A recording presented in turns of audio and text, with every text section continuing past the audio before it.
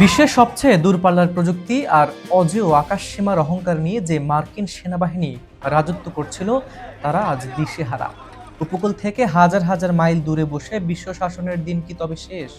সস্তা কিছু ড্রোনের কাছে সুপার পাওয়ার আমেরিকার এই কৌশলগত পরাজয় পুরো বিশ্বকে চরম আতঙ্কের মুখে ঠেলে দিয়েছে।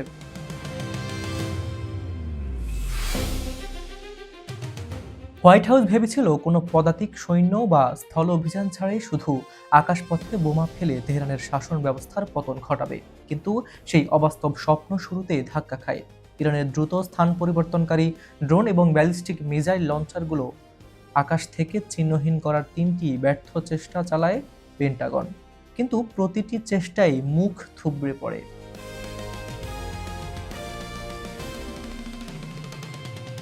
ইরানের তৈরি হাজার হাজার সস্তা ড্রোন আর ক্ষেপণাস্ত্রের প্লাবনের সামনে আমেরিকার কোটি কোটি ডলারের দামি এয়ার ডিফেন্স সিস্টেম পুরোপুরি অকার্যকর হয়ে পড়ে।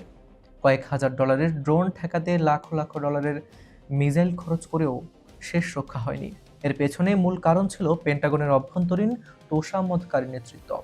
অভিজ্ঞ কর্মকর্তাদের বারবার দেওয়া সতর্কবার্তা উপেক্ষা করে রাজনৈতিক চাপে নেওয়া ভুল পদক্ষেপের খেসারত দিচ্ছে ওয়াশিংটন। এই সংঘাতের ফলে ইরানে যেমন ব্যাপক প্রাণহানি ঘটছে, তেমনি মার্কিন শিবিরও ঝরেছে রক্ত। হরমুজ প্রণালী অবরুদ্ধ হয়ে পড়ায় স্তব্ধ হওয়ার পথে বৈশ্বিক বাণিজ্য। বিশ্ববাজারে জ্বালানি তেলের দাম আকাশচুম্বী, যার প্রভাব পড়ছে আপনার আমার পকেটে।